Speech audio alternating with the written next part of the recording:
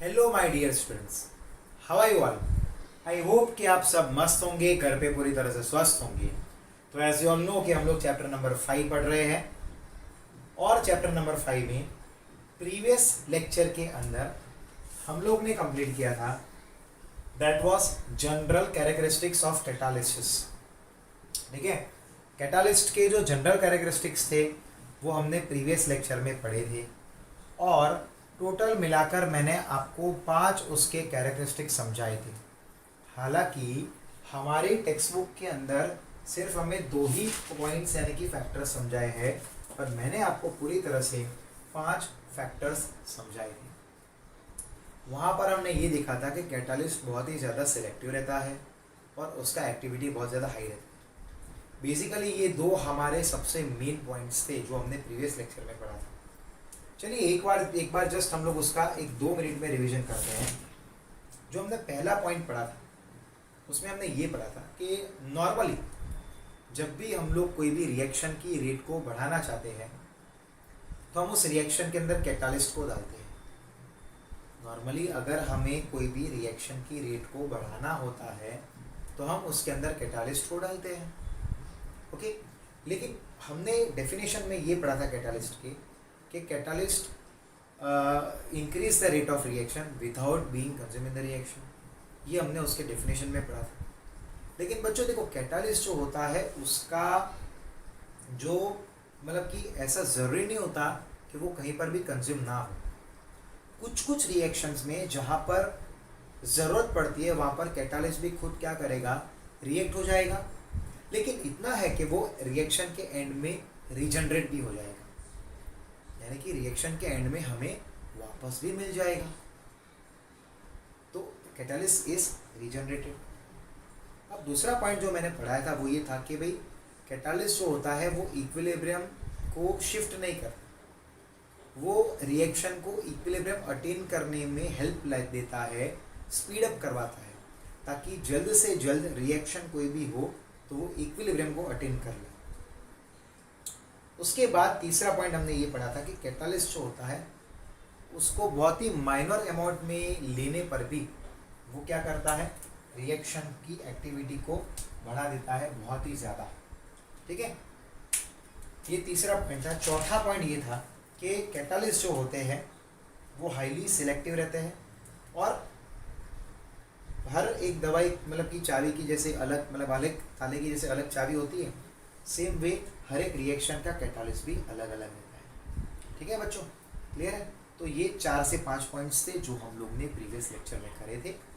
आप एक बार इसका रिवीजन भी कर सकते हो ताकि आपको ये प्रॉपरली प्रिपेयर हो जाए।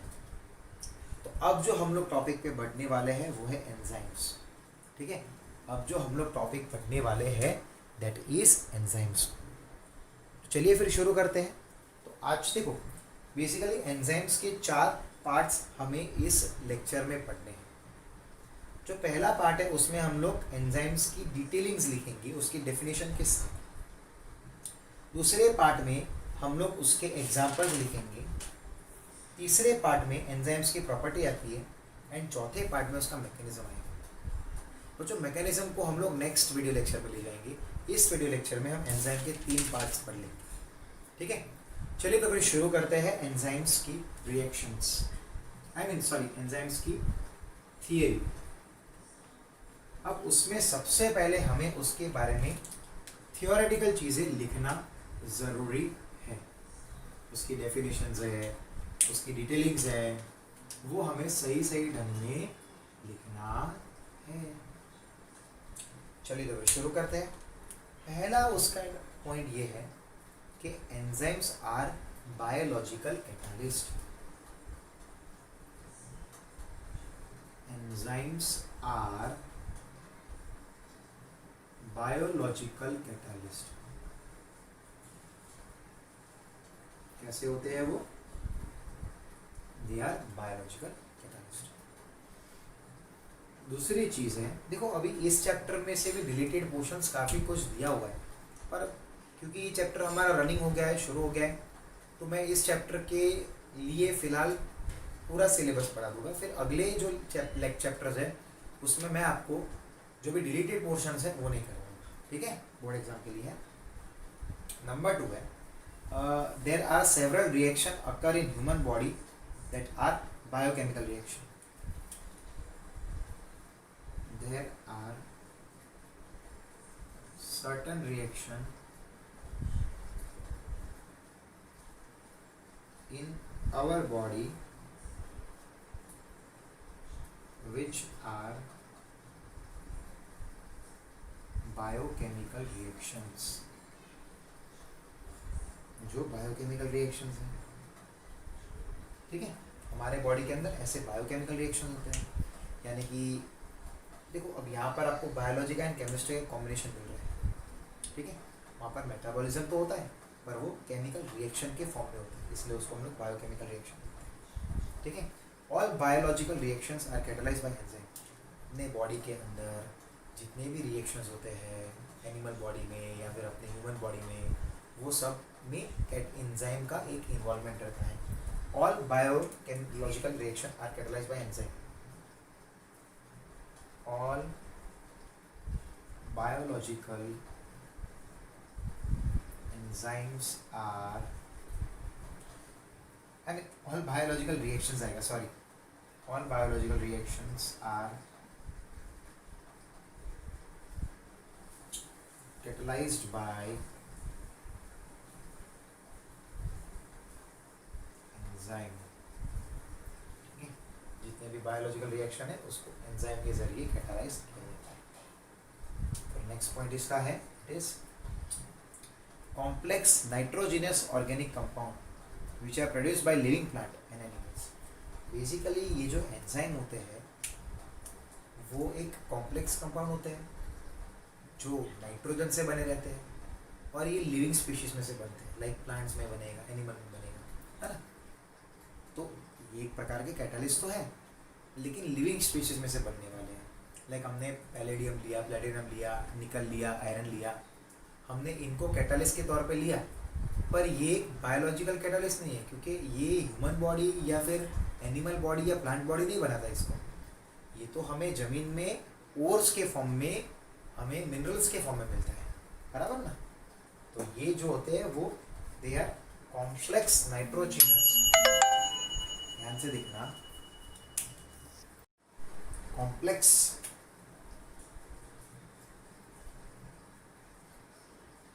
nitrogenous organic compounds which are produced by किन्होंने प्रोड्यूस किया होता है उसको, living plants and animals. Living plants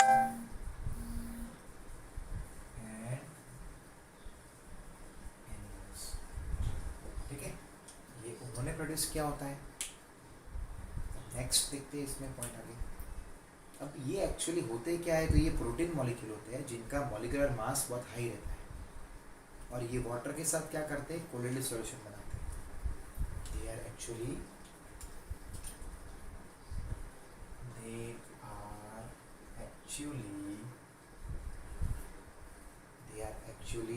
protein molecules of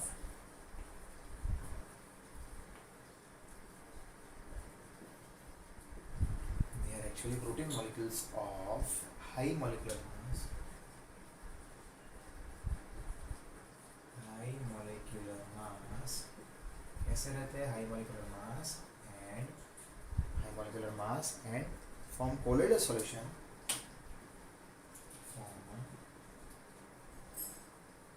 Colloidal solution with water.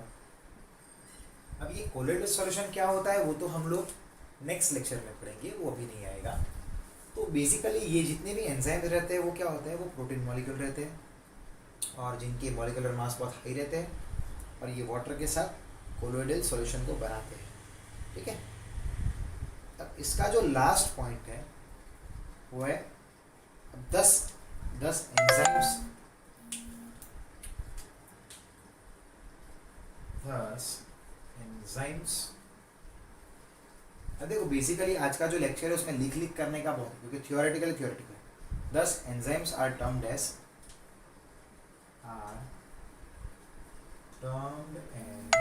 thus enzymes are termed as biochemical catalyst, and the phenomena is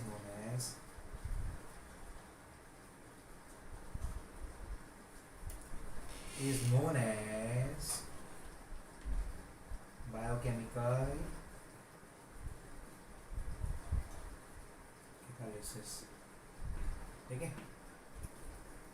अब ये जो enzymes हैं उनको हमने क्या बोल दिया, तो इसको बोला है बायोकेमिकल कैटालिस्ट, और इसके रिलेटेड जो रिएक्शन होता है उसको हम लोग बोलते हैं बायोकेमिकल कैटालिसिस।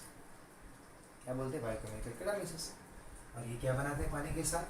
ये पानी के साथ बनाते हैं कोलोइडल सॉल्यूशन। उसके बारे में बोली नेक्स्ट पढ़ने वाले हैं। ठीक है, ये क्या है? एक कॉम्प्लेक्स नाइट्रोजनस ऑर्गेनिक कंपाउंड। देखो कीवर्ड्स है ताकि आपको याद रह जाए, ठीक है ना। और ये कहाँ यूज होता है? बायोलॉजिकल रिएक्शंस में। तो ये उसका थियरी पार्ट था, ये एंजाइम्स का थियरी पार्ट था।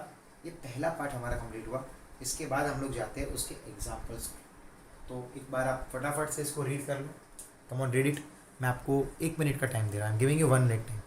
आप रीड कर लो, फिर हम लोग आगे जाते हैं। ठीक है, कैमरा को ज़रा मैं जूम कर लो बस। चलो लिख लो, रीड कर लो। I am giving you 2 minute time.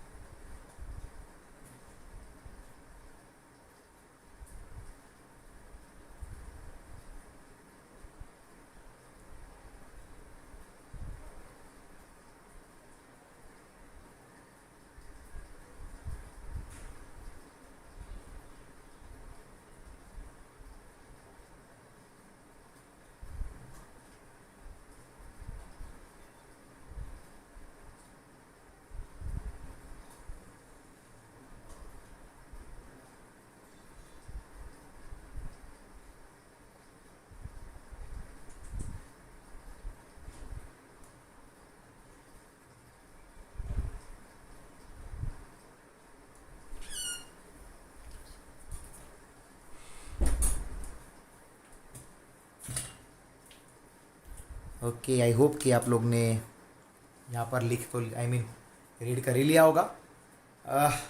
एक 30 सेकेंड्स वेट करते हैं ताकि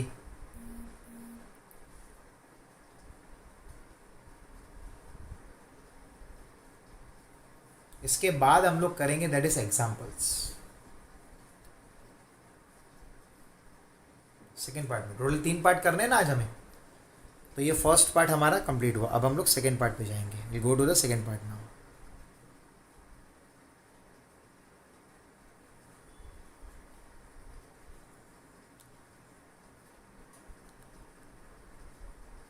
ओके चलो,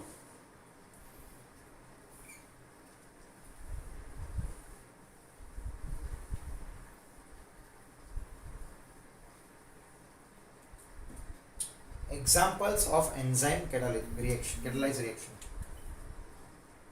Examples of enzyme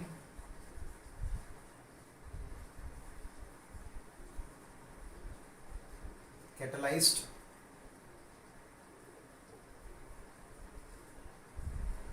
reaction। तो उसके कुछ एग्जाम्पल्स लेंगे हम लोग, तो ध्यान देना ज़रा। तो बेसिकली जो हमें टेक्स्ट बुक में एग्जाम्पल दिए हैं, बेसिक एग्जाम्पल्स वही हम लेंगे। लाइक उसमें सबसे पहला एग्जाम्पल है that is inversion of cane sugar. Inversion of cane sugar, ये हमारा पहला एग्जाम्पल। इसमें इसी के अंदर 2 एग्जाम्पल आ जाएंगे। लाइक पहला लिया है हमने C12H22, O11 प्लस वाटर लिया, ठीक है। अब बेसिकली ये क्या है, केन शुगर, शुगर केन में से जैगरी बनती है और जैगरी में से शुगर बनता है, और उसको हमने अगर वाटर के साथ डाल के इन्वर्टेस एंजाइम के साथ रिएक्शन करवाया, यहाँ पर एंजाइम क्या है, इन्वर्टेस है, तो हमें क्या मिलता है, glucose plus C6H12O6 plus C6H12O6, तो ये बन गया ग्लूकोज प्लस फ्रुक्टोज। तो बेसिकली यहाँ पर इस रिएक्शन को कंप्लीट करने में एंजाइम ने हेल्प दिया, और वो एंजाइम कौन सा था, तो एंजाइम था इन्वर्टेस। कौन सा एंजाइम था, तो वो था इन्वर्टेस। अब इसको बोलते हैं कन्वर्जन ऑफ, अब देखो इसके बाद नेक्स्ट जो है conversion of glucose two ethyl alcohol, यानी कि एथेनॉल, जिसको लोग इथेनॉल बोलते हैं। एग्जाम्पल नंबर 2 में आएगा, हमने लिया है ग्लूकोज C6H12O6 और जाइमेस नाम के एंजाइम के साथ रिएक्ट करवाया, तो 2C2H5OH आया प्लस 2CO2 आया। ये गैसियस फॉर्म में है और ये एक्वस फॉर्म में है, ठीक है, गैसियस फॉर्म में है और ये एक्वस फॉर्म में है।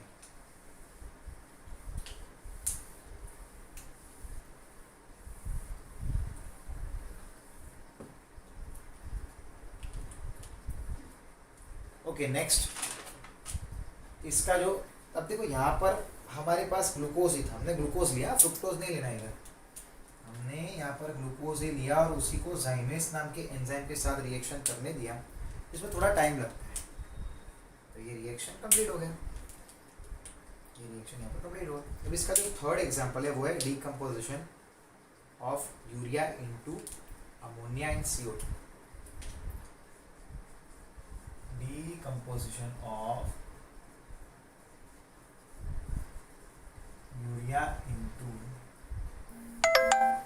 अमोनिया एंड CO2, रिएक्शन देखेंगे नंबर 3, ठीक है, क्या है, तो OS NH2CONH2 एक्वस फॉर्म में है, प्लस यहाँ पर ये वाटर है, क्या आएगा, ये यूरियस के साथ करवाया है, यूरियस के साथ क्या मिलता है, 2 ammonia molecule plus carbon dioxide molecule, ये क्या हमें सेम में हम लोग एक और लेते हैं, दैट इज हमने मिल्क लिया और उसको हमने लैक्टिक बेसिली नाम का जो एंजाइम होता है, या फिर इसका दूसरा नाम है लैक्टोबैसिलस, बराबर, तो क्या मिलता है, कर्ड बनता है, तो इसको भी थोड़ा टाइम लगता है, 4 से 6 घंटे जितना, बराबर। ये पर ये जो रिएक्शंस है वो कैसे है, this all are enzyme catalysis, यहाँ पर ये एंजाइम्स वाले हैं, लैक्टिक बेसिली एक एंजाइम, इसकी जगह पर आप लोग लैक्टोबैसिलस भी बोल सकते हैं, कोई रॉन्ग नहीं, दोनों राइट ही है, ठीक है, यस। तो ये उसके एग्जाम्पल जो है जिनमें हम लोग एंजाइम की वजह से रिएक्शन को कंप्लीट करवा सकते हैं, we can complete our reactions by the help of the enzyme. अब इसके बाद जो है वो है properties of enzyme, properties of enzyme, यही लेक्चर में इसको भी कंप्लीट करना है, प्रॉपर्टीज ऑफ एंजाइम, ठीक है। अब उसकी टोटल 4 प्रॉपर्टीज हम लोग लिखेंगे, ठीक है, टोटल 4 प्रॉपर्टीज है। बढ़िया से मैंने क्या किया, उन प्रॉपर्टीज को छोटे छोटे पार्ट में स्प्लिट कर दिया, टेक्स्ट बुक में जैसे दिया है ना, पॉइंट्स वही है, पर मैंने उसको छोटे छोटे पार्ट में स्प्लिट किया ताकि आपको प्रिपरेशन करने में ईजी रहे। अब पहली बात है कि उसकी एफिशिएंसी की बात की है, नंबर 1 एफिशिएंसी की बात की है, तो they are highly efficient catalyst. अब जितने भी एंजाइम रहते हैं उनमें से हाईली एफिशिएंट कैटालिस्ट अगर कोई है तो वो एंजाइम से रहते हैं, क्योंकि कैटालिस्ट तो अलग अलग टाइप के रहते हैं ना, उनमें से हाईली एफिशिएंट एंजाइम्स रहते हैं। लेकिन बच्चों यहाँ पर ध्यान देना, जैसे कि एक पॉइंट मैं आपको लिखवा रहा हूँ, आपको ये सुन के एक स्ट्रेंज या सरप्राइजिंग फील होगा कि if there were no enzyme, अगर कोई एंजाइम नहीं होते इन आवर डाइजेस्टिव सिस्टम, अपने डाइजेस्टिव सिस्टम में अगर कोई एंजाइम नहीं होते ना, it would have taken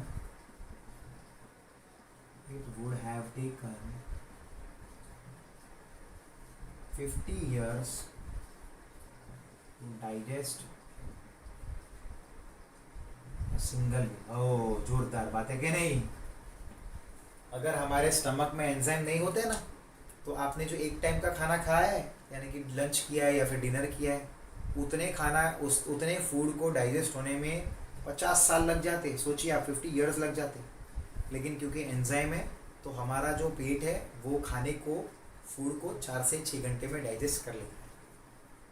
तो ये उसके एग्जाम्पल्स एंड प्रॉपर्टी शुरू किया हमने। एग्जाम्पल्स तो कंप्लीट हो गया है, बट आप लोग जल्दी जल्दी से, मैं 2 मिनट दे रहा हूँ, एक बार इसको रीड कर लो, स्क्रीनशॉट ले लो, फिर हम लोग इसके और भी जो 3 प्रॉपर्टीज़ रहे हैं उसको आज ही के लेक्चर में कंप्लीट कर लेंगे।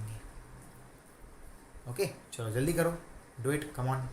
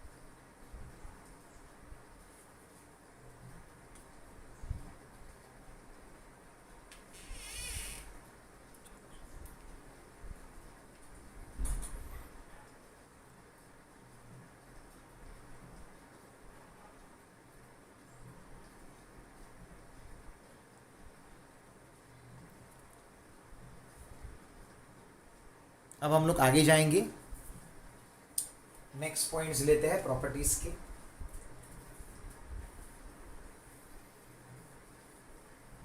प्रॉपर्टीज के नेक्स्ट पॉइंट लेते हैं।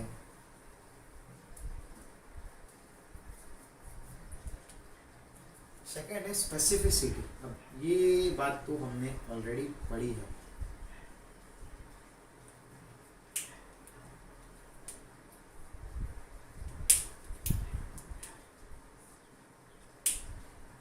Each enzyme catalyze only one chemical reaction.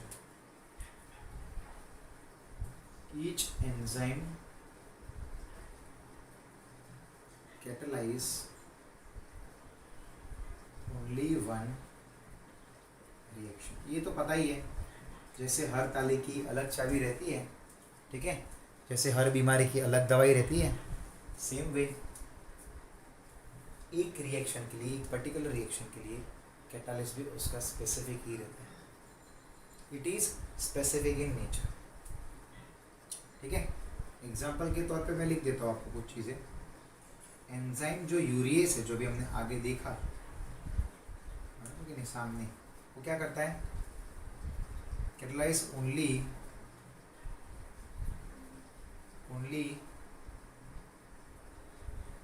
Hydrolysis of urea. अब वो क्या करता है? सिर्फ यूरिया का हाइड्रोलिसिस करता है यूरियस। अब यूरिया के जैसा ही कंपाउंड है उसका वो कर ही नहीं पाता। And not of N methyl urea which is similar to it, ठीक है। अब एन मिथाइल यूरिया उसी के जैसा कंपाउंड है, तो यूरियस उसका रिएक्शन नहीं करवा पाता, वो सिर्फ यूरिया का करता है। स्पेसिफिक हो गया। थर्ड है स्मॉल क्वांटिटी। ये भी जोरदार बात है, स्मॉल क्वांटिटी। टोटल 4 पढ़ रहे हैं ना। स्मॉल क्वांटिटी, अगर इसका अमाउंट कम हुआ तो भी ये फटाफट से रिएक्शन करेगा और ये लास्ट में रीजनरेट होता है। वैसे इसका अमाउंट कम ही चाहिए क्योंकि वो रीजनरेट होते हैं। This here small quantity is needed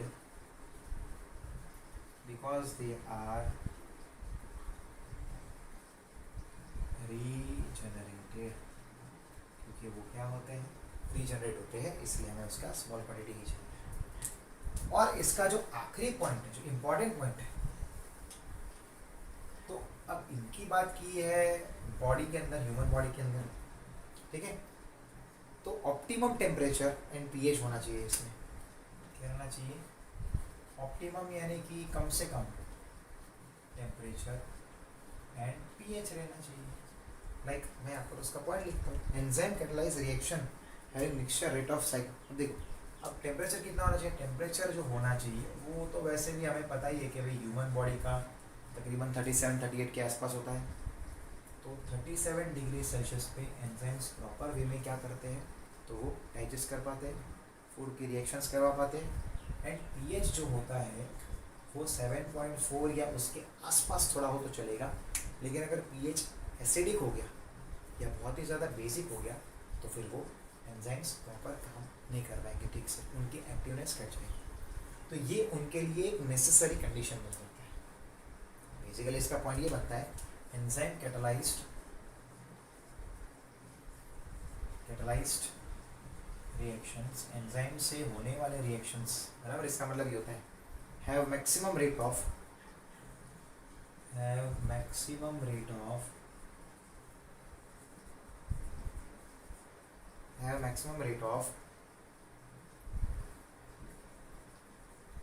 physiological, यानी कि ह्यूमन बॉडी, ठीक है। वो आपने आगे देखा एक स्ट्रेंज बात कि भाई हम अगर वन टाइम का मील जो लेते हैं और अगर अपने बॉडी के अंदर एंजाइम्स नहीं होते हैं तो उसको डाइजेस्ट होने में 50 साल लग जाते हैं, पर एंजाइम्स हमें काम देता है यहाँ पर, ठीक है।